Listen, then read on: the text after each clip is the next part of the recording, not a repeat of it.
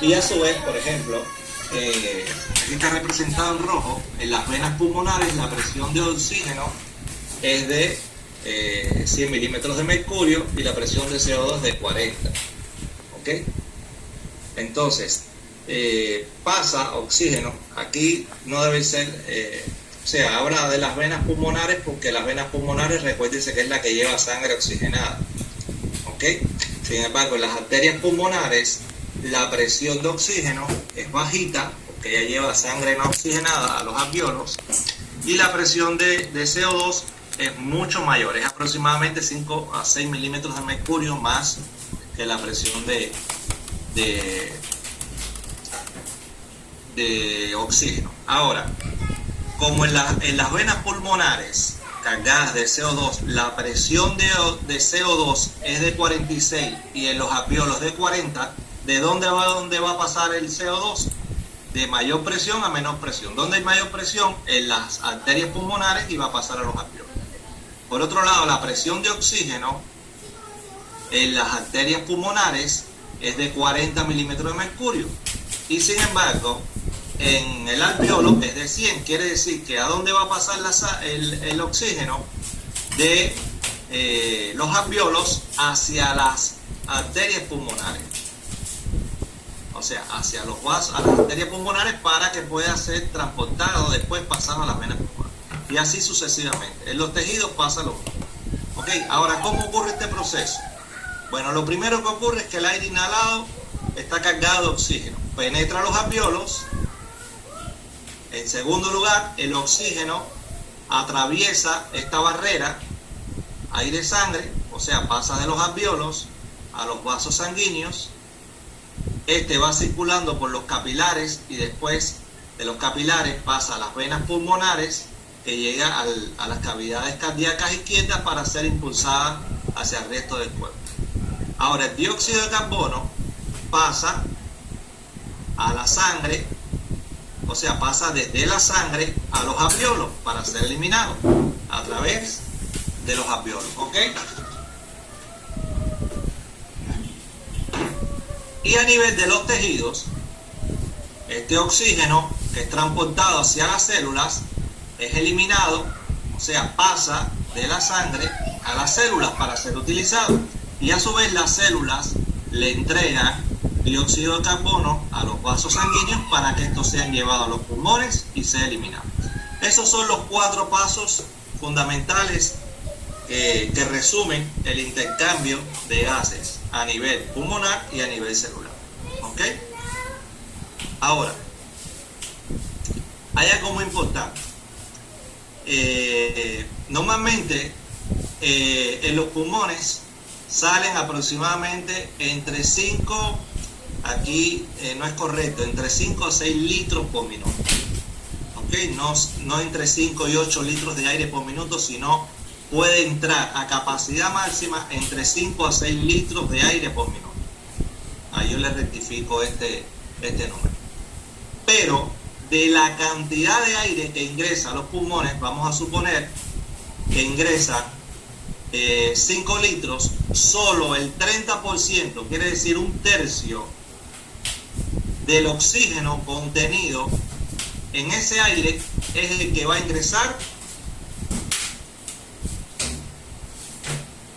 Quiere decir que por cada litro de aire que nosotros respiramos, solo el 30%, quiere decir un tercio, aproximadamente 333 mililitros de oxígeno, son los que van a pasar a la sangre. El resto del oxígeno se pierde.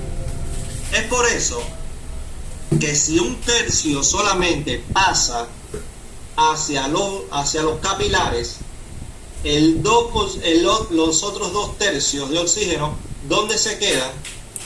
Se quedan dentro del alvéolo. Por eso es que a nivel pulmonar, a nivel alveolar, siempre va a haber mayor concentración de oxígeno que de dióxido de carbono. ¿Ok? Incluso cuando ya nosotros inspiramos, si aguantáramos la respiración y no expiráramos, el gas que predomina en los alvéolos sigue siendo el oxígeno. ¿Está claro? ¿Me siguen hasta ahí? O sea, siempre va a haber un residuo de oxígeno en los pulmones. Pero ¿qué pasa? También el CO2 va a estar pasando hacia los alvéolos.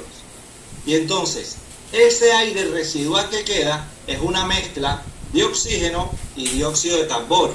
Prácticamente a partes igual. Quiere decir que no es un aire muy útil, porque tiene una mezcla demasiado alta de CO2 con respecto al aire que se encuentra en la atmósfera. ¿Me siguen hasta ahí? ¿Sí me entienden esto, chicos?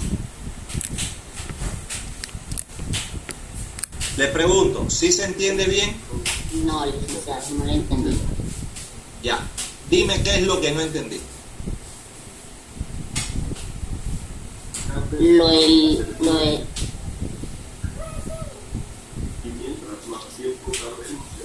Lo último, o sea, Tienes que decir que no entendí. del oxígeno. Pero que no entendí. Pero dime qué no entendí. Miren, chicos, lo primero que ustedes tienen que entender es lo siguiente. Cuando nosotros nacemos, yo les voy a representar un alvéolo. El alvéolo se distiende, ¿ya? Este alvéolo se vuelve a colapsar, se vuelve a cerrar en nuestra vida. No, se mantiene ya abierto. No, se mantiene. Si se colapsara, nosotros no respiramos. Cuando nosotros nacemos, esos alvéolos se distienden. Es como si usted agarrara globos y los inflara a la vez, ¿cierto? Ahora, este es un alvéolo. Al alvéolo ingresa oxígeno, ¿ya? Vamos a suponer que ingresa 1 litro de oxígeno. Ahora, de ese litro de oxígeno, al vaso sanguíneo solamente va a pasar el 30%. Quiere decir, aquí al vaso sanguíneo va a ingresar solamente 1/3 del oxígeno. ¿Ya? Supongamos que usted respira y aguanta la respiración. O sea, no está eliminando, no está expirando el dióxido de carbono. No lo está botando todavía. Respiró y aguantó la respiración. De este oxígeno que ingresó acá, solamente 1/3 pasa a los vasos sanguíneos. Entonces, ¿qué pasa con los otros 2/3 del oxígeno que entró al alvéolo? ¿Qué pasa con él? Se quedan en el alvéolo. ¿Ya? Ahora, a su vez, el dióxido de carbono está pasando hacia el alvéolo para ser eliminado. Recuerden que yo estoy aguantando la respiración, no estoy botando el aire. Entonces, ¿qué pasa en el alvéolo? Hay una mezcla de 2/3 del oxígeno que yo respiré, o sea, el que entró a mis pulmones, mezclado con CO2. Quiere decir que la cantidad de oxígeno que queda en el alvéolo, incluso cuando yo no he expirado, siempre va a ser mayor que la cantidad de CO2 que hay. Pero este aire que queda aquí residual es un aire viciado, es un aire mezclado. El aire que yo respiro, el que entró inicialmente al alvéolo, tiene muy bajo contenido de CO2. Pero el que queda residual en el alvéolo, cuando yo inspiré y ya pasó el oxígeno por difusión a la sangre, es un aire que tiene oxígeno, pero tiene una mezcla muy alta con CO2, porque el CO2 ya está pasando al alvéolo para que sea expirado. ¿Ya? Entonces, ¿qué quiere decir eso? Que cuando la persona expira y sale este aire del alvéolo, no va a ser solamente CO2, sino que va a ser una mezcla de CO2 con oxígeno. ¿Ya? Eso es lo que quiero que entiendan. Siempre queda una mezcla de aire en los alvéolos. ¿Ya? Es por eso, esa es una de las explicaciones por las cuales el RCP o las maniobras de RCP ya no se hacen como se hacían antiguamente, que primero se daba respiración, después masaje. Ahora inmediatamente se da masaje cardíaco. ¿Por qué se da masaje cardíaco? Porque en los pulmones siempre va a haber un residuo de oxígeno. Y ese residuo dióxido es el que permite pasar para que usted tenga la respiración en el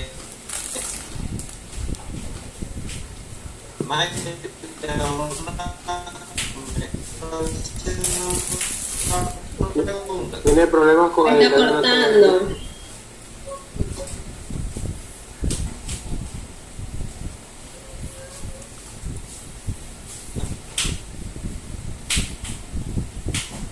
Se le fue el internet al doctor. ¿Perdón? Doctor, tiene Se le escucha. Se le corta.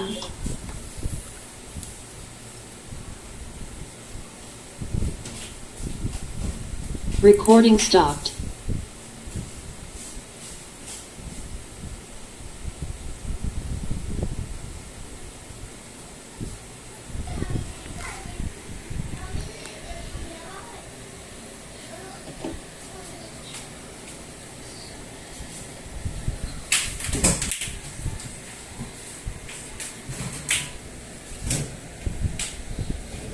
Déjame conectarme con los datos.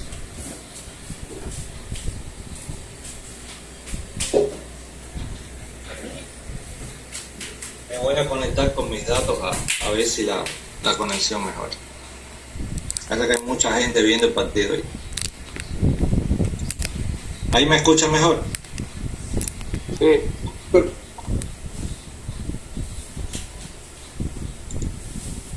Recording in progress. Entonces ahí está claro eso. En los alvéolos siempre va a quedar una mezcla de oxígeno, el oxígeno que no logró pasar a los vasos sanguíneos, con el CO2 que pasó de los vasos sanguíneos al alvéolo. Y cuando ocurre la expiración, ahí sale esa mezcla de dióxido de carbono con oxígeno. Ahora, esto ocurre en condiciones normales, pero cuando nosotros realizamos ejercicio y aumenta la demanda de oxígeno a nivel celular, la cantidad de aire que puede ingresar a nuestros pulmones pasa de 5 a 6 litros hasta 100 litros por minuto, dependiendo de la actividad. O sea, en la medida que hay más actividad, la cantidad de aire que entra a nuestros pulmones en un minuto puede ser hasta de 100 litros. Y por supuesto, como solamente un tercio de este oxígeno contenido en el aire va a pasar al sistema cardiocirculatorio, la cantidad de oxígeno que nosotros podemos aprovechar en nuestros tejidos es de 3 litros aproximadamente, o sea, entre 1 a 3 litros por minuto. ¿Ok?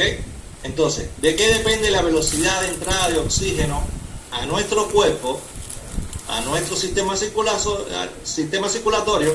Va a depender de la cantidad de energía que esté demandando mi cuerpo. Entonces, si mi cuerpo está aumentando la demanda energética por ejercicio, por fiebre, por alguna otra enfermedad, mi respiración, ¿qué le va a pasar? Va a aumentar. ¿Para qué? Para tratar de garantizar esta demanda energética. Recuerden que para poder obtener energía los seres humanos necesitan oxígeno. ¿Ahí quedó claro esto?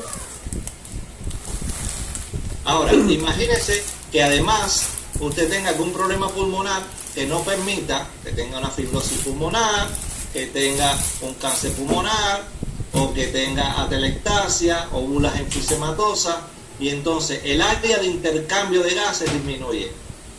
¿A cuánto se reduce este porcentaje? Se reduce mucho más, o sea, es menor que el 30%. Pero ya esto está dado por una condición patológica que así lo determina, ¿ok? ¿Hasta ahí me siguen bien? Profe, Dígame. ¿qué pasaría con este proceso de una persona que practica el deporte de apnea? ¿Qué pasa? Estas personas que practican la apnea o que son atletas de alto rendimiento, ellos, a través de ese entrenamiento y de adaptación fisiológica de nuestro cuerpo, hacen que el metabolismo celular baje. Y precisamente como baja el metabolismo celular, también va a bajar la demanda de oxígeno. Y estas personas, este oxígeno que ellos inspiran, permite que este 30% que inicialmente pasó, el resto, estos otros 2/3 que quedan, vayan pasando también progresivamente al sistema respiratorio, al sistema vascular. ¿Ok? Ellos tienen una menor demanda de oxígeno que una persona normal, porque su metabolismo celular baja, y esto ocurre por el entrenamiento periódico, ¿no?, de estas personas. Entonces, la frecuencia cardíaca, por ejemplo, de estas personas pueden llegar a 30 y pico, 40 latidos por minuto. Y, por supuesto, esto está dado porque hay una menor demanda energética de su organismo, por entrenamiento. Esto no lo logra, no es que tú agarraste ahora y dices, voy para abajo y va a pasar. No, esto lleva entrenamiento hasta que tú logras reducir tu metabolismo a condiciones mínimas prácticamente. ¿Ok? Y doctor, ¿y qué mismo, pasa con las personas que quedan, por ejemplo, con secuelas? Esto es lo mismo, perdón un momentito, esto es lo mismo que ocurre, por ejemplo, cuando en determinados casos a los pacientes le inducen hipotermia. ¿Sí han escuchado, no? Los enfrían. Y el objetivo de la hipotermia, por ejemplo, personas que han tenido accidentes, traumatismos craneoencefálicos, que requieren, para tratar de disminuir la demanda de oxígeno, se induce la hipotermia. Y la hipotermia, ¿qué hace? Baja el metabolismo basal de la persona. Y al bajar el metabolismo basal, mejora, o sea, disminuye la demanda de oxígeno. ¿Ok? Dígame, ¿qué me preguntaron? Que así mismo lo contrario, ¿no? La menor cantidad de oxígeno a las personas que quedaron, en este caso, con secuelas del COVID. Con ¿Qué les secuelas sucede? del COVID solamente no. Lo que pasa es que en el COVID hay lesiones que se producen en el intersticio pulmonar y disminuye la superficie de intercambio de gases. Pero si tú quieres saber cómo influye la demanda de oxígeno en relación con el metabolismo, sale ahora mismo y corre 1 kilómetro y vas a ver que tu frecuencia respiratoria, los pulmones se te quieren salir de la caja torácica. Y simplemente eso es una compensación que trata de hacer nuestros pulmones para garantizar oxígeno a los músculos que se están contrayendo, al hígado que está filtrando más sangre, a los riñones que están procesando más desechos. ¿Ok? O sea, aumenta tu metabolismo y por supuesto va a aumentar la demanda de oxígeno. Y la única forma que se le puede garantizar oxígeno a los tejidos es aumentando la ventilación pulmonar. O sea, la inspiración y la expiración. ¿Está claro? Ahora, como les decía, hay 3 procesos esenciales para esta transferencia de oxígeno. Uno es la ventilación, la difusión y la perfusión. Eso ya se los había mencionado anteriormente. ¿Qué cosa es la ventilación? El proceso mediante el cual el aire entra y sale de los pulmones. Eso es pura ventilación. ¿Qué cosa es difusión? Es el movimiento espontáneo por cambios de presión entre los alvéolos y la sangre. En este caso, no hay ninguna energía que intervenga. ¿Por qué? Porque solamente tiene que ver con la presión. Y por último, la perfusión es el proceso por el cual el sistema cardiovascular le cede el oxígeno a los tejidos y recibe CO2 de los tejidos. ¿Ya? Ahí está claro. Estos son los 3 procesos que tienen que ver, que realiza el sistema respiratorio para garantizar el intercambio de gas. Ahora, hay un cuarto elemento. ¿Cuál creen que sea el cuarto elemento que es necesario para que todo esto se lleve adecuadamente? ¿Cuál creen que sea el cuarto proceso?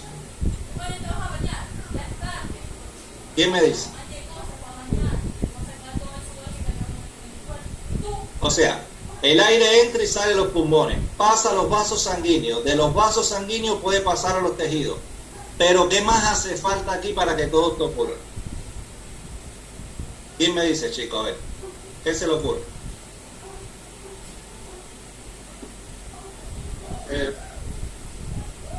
La respiración. No, es necesario la circulación corporal, el transporte. Usted puede tener unos pulmones fenomenales, pero tiene un sistema cardiovascular deficiente, esto va a fallar. ¿Ya?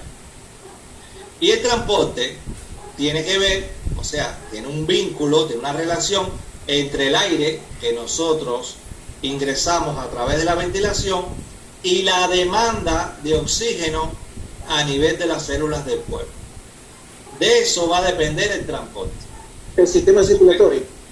Exactamente. Aquí entra el sistema circulatorio, por eso se lo pongo aparte, pero si no hay transporte, esto no puede ocurrir. ¿Ok? Y por último, es importante conocer que parte de esta sangre bombeada por el corazón, cargada de oxígeno, también va a garantizar la oxigenación de las propias células pulmonares. Asimismo, como el corazón garantiza su propia irrigación, los pulmones, las células del sistema respiratorio, también es garantizado el oxígeno por el oxígeno que captan ellos mismos, ¿ok? O sea, ellos se tienen que autonutrir con oxígeno. ¿Está claro? Aquí tenemos una representación de un alveolo de dos vasos sanguíneos con las diferentes estructuras que componen este sistema. ¿Ok? Aquí hay un alveolo. Aquí está la célula alveolar, una célula alveolar tipo 1, que son las de la pared, las células alveolares tipo 2, que son las que producen esta sustancia que está acá, que se llama sustancia surfactante, las fibras de colágeno que unen a los vasos sanguíneos con los alveolos, y este es el conocido intersticio pulmonar. Este es el que se endurece, el que se fibrosa con el COVID.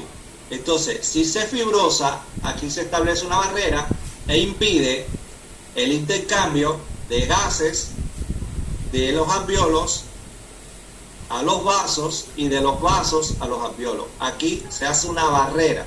Eso es lo que ocurre en el COVID inicialmente. ¿Ok? Por otro lado, tenemos aquí, como les decía, un capilar, un eritrocito, que es el que se va a encargar de transportar el oxígeno y el CO2 en parte. Un macrófago. ¿Qué hacen estos macrófagos? Están dentro de los alveolos y todas las partículas extrañas que ingresan acá, las células muertas, es como el Pac-Man, el jueguito del Pac-Man se las come, se las traga y él se autodestruye y es eliminado a través de el líquido linfático. ¿Ok? Esta es la membrana respiratoria. Ahora, aquí hay una sustancia que es muy importante, que es producida por las células alveolares tipo 2, que se llama surfactante. ¿Alguna vez han escuchado esta palabra? Sustancia surfactante. Es la que permite que el alveolo no colapse. Exactamente. Esta sustancia es la que se encarga, esta es producida a partir de la semana 26, entre la semana 26 y semana 28 de vida intrauterina, y esta sustancia es la que se va a encargar de que al momento que el feto nace, que el bebé nace y toma aire por primera vez, estos alveolos que están colapsados, que están pegados, se puedan separar e inflarse. Si esta sustancia no existe, entonces estas paredes, esta membrana respiratoria está pegada una con otra y el alveolo no se distiende, no se abre.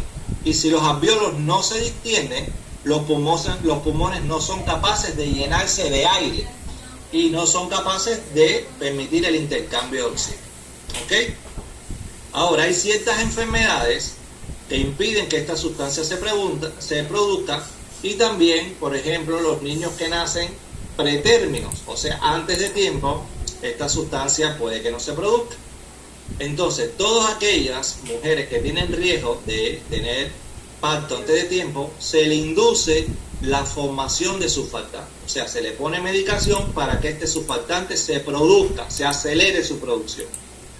Cuando el surfactante no está y el niño nace sin surfactante y los alvéolos se quedan colapsados, esto produce una enfermedad en el nacimiento que se llama enfermedad de membrana hialina. Quizás lo han escuchado mencionar alguna vez. Es una situación grave que puede conllevar a una hipoxia fetal severa. ¿Ok? Entonces, este es el surfactante. Dígame. Cuando nació mi hija, le pusieron una ampolla de diprospan porque ella nació a los 7 meses. Le pusieron una ampolla de... Diprospan, me dijeron que era para madurar los pulmones. El proceso donde se estimula la producción de surfactantes se llama maduración pulmonar. Generalmente se hace con esteroides, con betametasona o dexametasona. Se le ponen ciclos de esteroides y eso estimula la producción de surfactantes. Ahora, ese surfactante se sigue produciendo por toda nuestra vida. Por eso es que nuestros alvéolos, una vez que se distienden, ya no se vuelven a colapsar. Quiere decir que si los alvéolos no se vuelven a colapsar, en los alvéolos siempre va a haber un residuo de aire. Mezcla de oxígeno, mezcla de dióxido de carbono, pero siempre va a haber aire. Una cantidad residual de aire. Y eso es importante que ustedes lo sepan para poder entender los volúmenes pulmonares y las capacidades pulmonares. ¿Ok? ¿De qué está compuesto el surfactante? Fosfolípidos, ¿ok? Son lípidos fosforilados que tienen moléculas de fósforo y proteínas. Proteínas como la elastina, que se encarga de evitar que una vez que los alvéolos se han distendido, no se vuelvan a colapsar. ¿Hasta ahí me siguen? ¿Se entiende, chicos, hasta ahí? ¿O hay alguna duda? Sí. Chévere. Ese residuo que usted dice que queda de 2 tercios de oxígeno que queda en los alvéolos, Mezclado con dióxido de carbono. sí, ese residuo es que hace que, pese a que no respiremos a la misma velocidad que el corazón, hace que tenga aún oxígeno dentro. Exactamente. Le expliqué que muchas veces, bajo ese principio del oxígeno residual que queda en los alvéolos, cambió la manera de hacer el RCP. Se aprovecha el oxígeno residual para mandarlo a los tejidos y ustedes van a ver ahora algo muy importante. ¿Por qué pasa el oxígeno de los alvéolos a la sangre? Pasa porque cambian las presiones. Cuando los niveles de oxígeno en sangre bajan, si hay oxígeno en los alvéolos, este se va a pasar rápidamente a la sangre. ¿Ok? Entonces, esto se aprovecha en el RCP. Como la persona no puede respirar por sí sola, se aprovecha inicialmente ese oxígeno residual que quedó de la última respiración y se impulsa, se esfuerza a que pase ese oxígeno, que es muy escaso, no es el ideal, pero pasa al sistema circulatorio, llega a los tejidos y eso permite, da una ventana de tiempo para que nosotros podamos dar una ventilación, o sea, podamos ventilar al paciente y seguir entonces ya con el ciclo de masaje y ventilación. Antes, lo primero que se hacía en un paciente que tenía un paro cardiorrespiratorio era darle ventilación. Ya eso cambió. Primero será masaje cardíaco, aprovechando este oxígeno residual. O sea, porque se entendió mejor la fisiología respiratoria. ¿Ya? Entonces, mira, aquí hay una representación un poquito tipo Transformer de lo que ocurre en el ciclo respiratorio. O sea, tenemos por un lado la atmósfera, donde nosotros vamos a recibir oxígeno que va a pasar al sistema cardiovascular y tenemos CO2 que va a pasar del sistema cardiovascular hacia los pulmones. ¿Ok? Ahora, ¿cuál es el objetivo de que los vasos sanguíneos se carguen de oxígeno? Van a ir a los diferentes tejidos. Y los tejidos van a ser liberados para que entren a la célula. ¿Y para qué la célula lo necesita? Bueno, necesita para agarrar la glucosa, obtener energía, ATP, que por cada molécula de oxígeno utilizada con cada gramo de glucosa se obtienen 38 moléculas de ATP, que son 38 moléculas de energía. Pero en este proceso también quedan sustancias de desecho como el dióxido de carbono y el agua. Y estos dos tienen que ser eliminados. Y por supuesto, estos desechos tienen que pasar a los vasos sanguíneos para que sean transportados hacia el corazón, del corazón a los pulmones y sea eliminado. ¿Ok? Hasta ahí me sigue. Sí. Chévere. Ahora, esta representación esquemática que empieza en el aire que respiramos para poder obtener energía, se resume lo que se llama respiración externa o alveolar y respiración interna o mitocondrial. Esto ocurre en las mitocondrias de las células. Ahora, ¿cuáles son los diferentes momentos? Está la ventilación, simplemente entrada y salida de aire de los pulmones en cada ciclo respiratorio. Segundo paso, la difusión, es el paso de los gases, en este caso el oxígeno hacia los vasos y el CO2 hacia los alvéolos. Esto es difusión. En el medio tenemos al sistema circulatorio que se encarga del transporte. Es el que se va a encargar de transportar el oxígeno y el CO2 hacia las diferentes direcciones. ¿Ok? Y tenemos, terminando la respiración interna, el último ciclo, el último paso, la última etapa, para decirlo de alguna manera, que es el paso de oxígeno hacia los tejidos y de CO2 hacia la célula. Aquí queda resumido en esta imagen cómo ocurre todo el proceso de intercambio de gases a nivel pulmonar y a nivel celular. ¿Está claro este resumen? Es la Z, mira, ves acá. Z, O, O, M, F, A, S. ¿Me siguen hasta ahí, chicos? La Z, O. Esas dos fases se resumen en esos 4 puntos. ¿Entonces? Cuidado, que vas a topar que está grabado. ¿No le escuché bien? Esas dos fases se resumen en esos 4 puntos. A ver, hay 3 que tienen que ver con el sistema respiratorio propiamente dicho. Y una que tiene que ver con una mezcla entre el sistema respiratorio y el sistema cardiovascular. ¿Ya? Como yo les decía, estas 3, el 1, el 2 y el 4, tienen que ver con el sistema respiratorio. Pero si no hay un sistema de transporte, entonces no puede ocurrir ni estos procesos.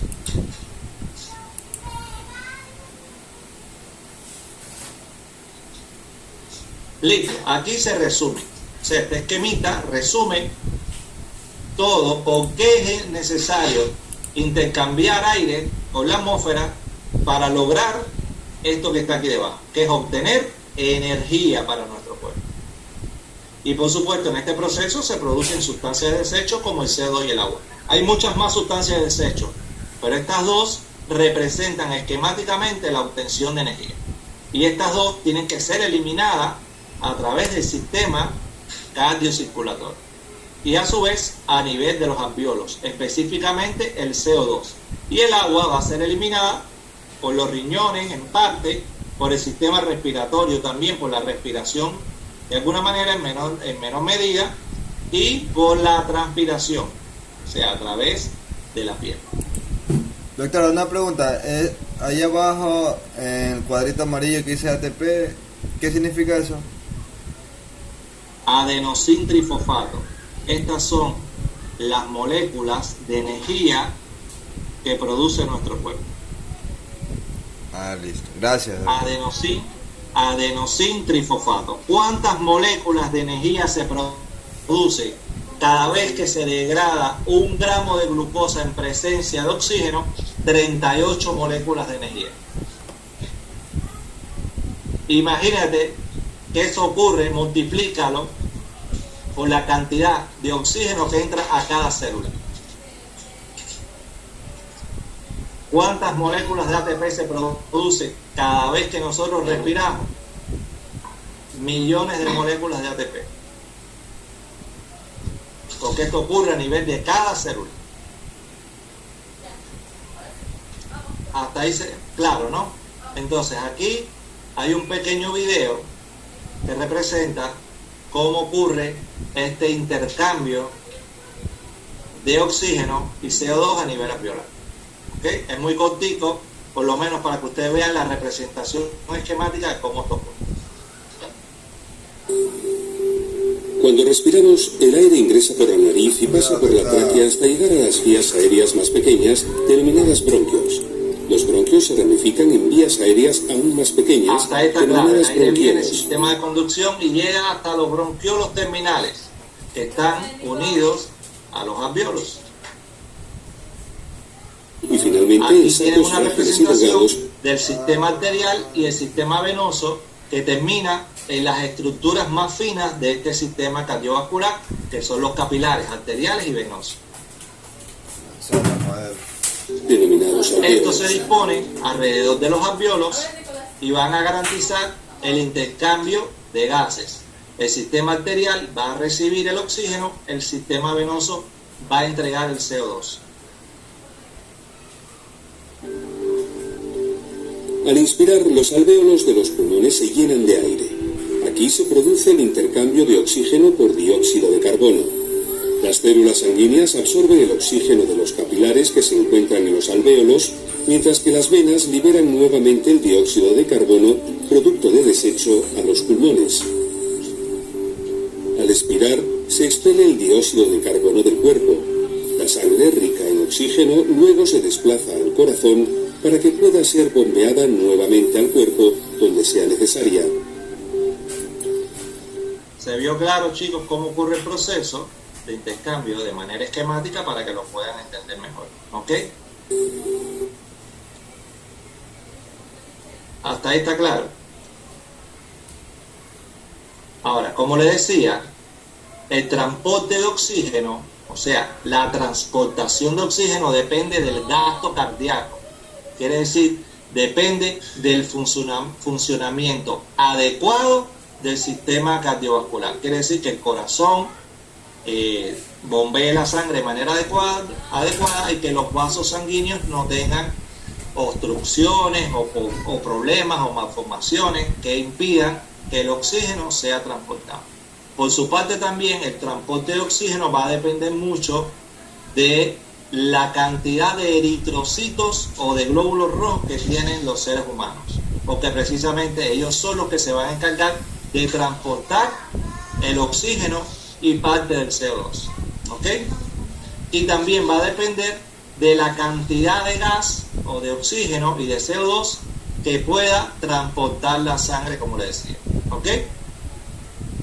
Ahora, el oxígeno se transporta en gran medida, entre el 97 y 98%, se transporta unido a la hemoglobina. ¿Sí se acuerdan de esto? A el grupo hemo de la hemoglobina. Y solamente un 3% va disuelto, como gas disuelto en el plasma. Recuerden, la sangre está compuesta por plasma y por elementos fomes. ¿Cuáles son estos elementos fomes? Los glóbulos blancos, las plaquetas y los glóbulos rojos. La mayor cantidad de moléculas de oxígeno se fijan a los glóbulos rojos.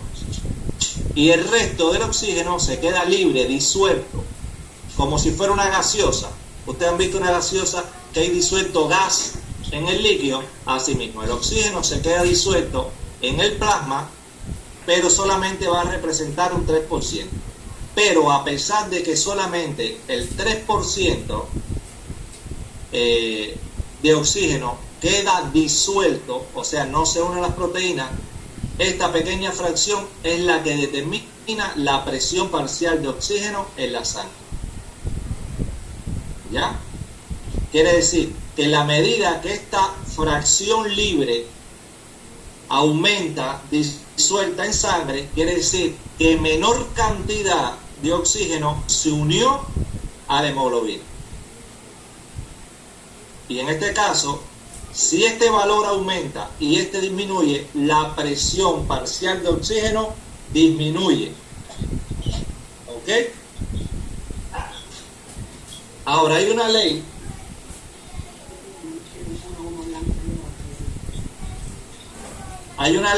conocida como ley de Dalton, que es la que yo le explicaba en clases anteriores, donde dice que un gas, que la presión de un gas está dada por la sumatoria de la presión de todos los gases que están contenidos. ¿Qué quiere decir esto? Que en el aire solamente no hay oxígeno.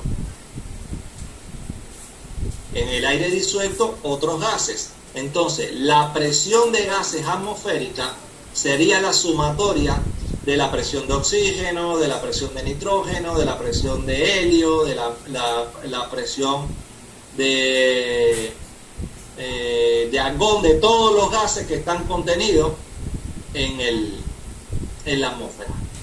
Pero a la vez, cuando nosotros subdividimos o individualizamos cada una de estas presiones, recibe el nombre de presión parcial. Y como el gas que a nosotros nos interesa es el oxígeno y el CO2, entonces vamos a tener que se conoce la cantidad de oxígeno contenido en los pulmones o en la sangre como presión parcial de oxígeno, y la cantidad de CO2 que puede ser medida en sangre se conoce como presión parcial de CO2. ¿Ok?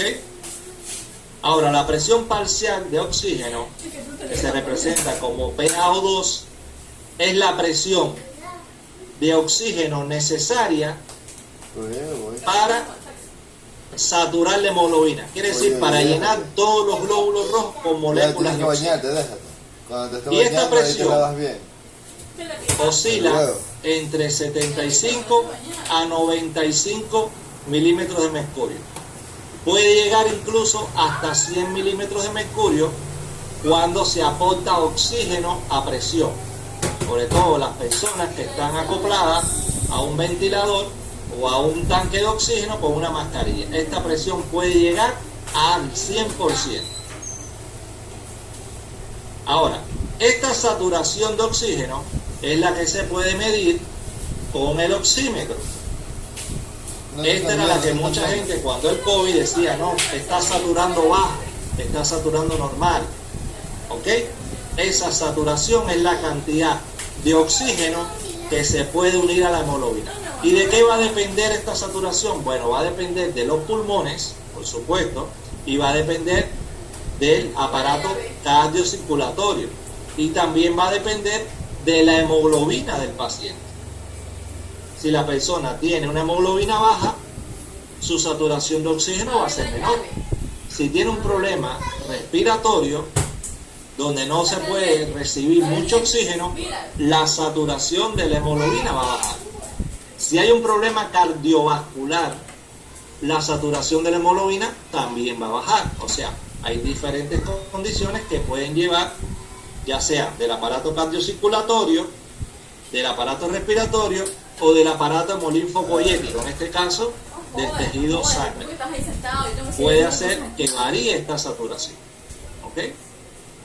O también de un mal funcionamiento de los alveolos. Pero si hay un mal funcionamiento de los alveolos, ya le dije que puede ser un problema respiratorio, cardiovascular o de la sangre. Los alveolos están incluidos en el sistema respiratorio. Ahora, puede ser un problema en los alveolos, pero puede ser un problema en los bronquios, pero puede ser un problema en la tráquea, un problema de la laringe, porque tú puedes tener un problema en el sistema de conducción y no en el sistema de intercambio. Si tú tienes una bronquitis y tienes una disminución de la luz bronquial, con aumento de las secreciones y el aire no puede entrar normalmente a los pulmones, usted va a tener un problema del sistema respiratorio. Por eso, no solamente de los alveolos. Por eso le generalizo. Puede ser de sistemas respiratorios, puede ser del sistema cardiovascular o puede ser de la sangre. Estos tres grupos son los que pueden conllevar a que haya una saturación deficiente de la hemoglobina. ¿Está claro? Sí, profe. Listo. Ahora, yo les decía que hay un proceso químico en el transporte de oxígeno y está dado porque el oxígeno tiene gran afinidad por el hierro que está contenido en el grupo hemo de la hemoglobina. Recuerde que se divide en hemo y globina. La globina es una proteína y el hemo es un pigmento. Y este pigmento tiene 4 moléculas de hierro. Esta hemoglobina está contenida en cada hematíes. Quiere decir que cada eritrocito adentro, o sea, cada glóbulo rojo tiene una molécula de hemoglobina. Entonces, ¿cuántos eritrocitos tiene como promedio un ser humano? ¿Qué cantidad de hematíes tiene como promedio un ser humano? Puede tener aproximadamente hasta 4.500 hematíes. ¿Ya? Ahora, esto lo tengo que multiplicar por cuántas moléculas o cuántos átomos de oxígeno puede llevar cada uno de estos hematíes. Cada hematíes, ¿cuántos átomos de oxígeno puede transportar? Dígame. 2, no. ¿Cuántos átomos de oxígeno puede transportar un hematíes? 2, profe, no. Chicos, el pigmento hemo tiene 4 átomos de hierro. Cada átomo de hierro puede combinarse con una molécula de oxígeno. Está en la diapositiva, lean aunque sea, pues. Quiere decir, cada hematíes, ¿cuántas moléculas o átomos de oxígeno puede transportar? 4. Exacto, está en la diapo, 4. Entonces, si yo multiplico, vamos a poner, no 4.500, vamos a poner un rango medio de 4.000. Quiere decir que se puede transportar, que el sistema circulatorio puede transportar alrededor de 16.000 moléculas de oxígeno. ¿Ok? O sea, hay un transporte de oxígeno bastante amplio, siempre y cuando funcione adecuadamente el sistema cardiocirculatorio y la persona no tenga ningún problema sanguíneo. ¿Ok? Ahora, si una persona tiene déficit de hierro y la hemoglobina tiene poco hierro, también va a disminuir la posibilidad de unirse el oxígeno al hierro. Y eso conllevaría también a una saturación deficiente de la hemoglobina. ¿Está claro? Ahí quedó claro, sí.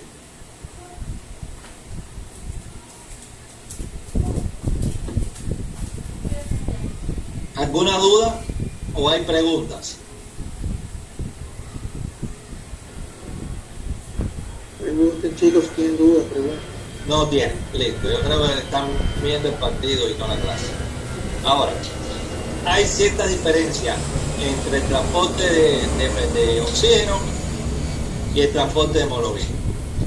Como les decía, el 97% de oxígeno se transporta unido a la hemoglobina, ¿ok? A cada átomo de hierro. Y se forma la oxihemoglobina. Y el 3% va disuelto en el plasma. A su vez, el CO2 se transporta de manera diferente. Solamente el 24% se va a unir a los átomos de hierro de la hemoglobina, formando la carbinohemoglobina o la carboxihemoglobina, pero solo el 24%. El 9% va disuelto en el plasma, quiere decir que en el plasma sanguíneo hay más CO2 que oxígeno disuelto. Y el 67%, que es la mayor parte, se transporta como bicarbonato. Por eso es que nuestro pH es ligeramente alcalino. Ahora, ¿cómo se forma ese bicarbonato? Se forma por la unión de CO2 más agua. En lugar de pasar CO2 y agua independientemente a las venas, a los capilares venosos, este se une y forma el bicarbonato. En un momento determinado, en el transporte, este bicarbonato se subdivide y elimina un átomo de hidrógeno. Este átomo de hidrógeno va a pasar a los riñones para ser eliminado a través del sistema renal y va a continuar disuelto entonces el gas como ácido carbónico, y posteriormente, ya cuando llega a los alvéolos, él cede otro átomo de hidrógeno, lo libera, que también va a ser eliminado o retenido por los riñones, y se queda el CO2. O sea, se elimina un átomo de hidrógeno con un átomo de oxígeno. Estos dos átomos de hidrógeno se unen con esta molécula de oxígeno y vuelven a formar agua y CO2. El agua se elimina por los riñones y el CO2 se elimina por los alvéolos. ¿Ya? ¿Ahí se entendió? Sí. Sí, doctor. Listo. Ahora, en reposo, ¿cómo ocurre el intercambio? Como les decía, en condiciones normales, la sangre arterial tiene una presión de oxígeno de 95 milímetros y la de CO2 es de 40 milímetros. Eso es la sangre arterial que recién recibió oxígeno. Entonces, en los tejidos, ¿qué pasa? La presión de CO2 es de 50 milímetros de mercurio y la de oxígeno de 30. ¿Qué quiere decir? Que como en la sangre hay 95 milímetros y en los tejidos solo 30, él le va a ceder el oxígeno a la célula. ¿Ven? Aquí está la representación. El MT cargado de oxígeno con un 95%, se lo pasa a la célula. Y por otro lado, las células van a tener alrededor de 50 milímetros de mercurio, de dióxido de carbono, y la sangre solo 40. Entonces, ¿qué va a hacer? Le va a ceder el CO2 a la sangre para que sea eliminado. ¿Ok? Este es el proceso que se conoce como perfusión, que es el intercambio de gases pero a nivel celular. Esto es en condición de reposo. Ahora, en esfuerzo, si los tejidos aumentan la demanda de energía, porque los músculos se activan, porque el páncreas, el hígado se activa, el vaso se activa, porque hay más demanda de energía, entonces el intercambio que ocurre a nivel de los pulmones, o sea, los alvéolos y las células, aumenta también. Ya, eso es lo que habíamos hablado anteriormente. Esto es cómo ocurre este proceso. ¿Ya? Entonces, ¿hasta aquí alguna duda? ¿Alguna pregunta? Ninguna. Excelente. Recording Entonces, stopped.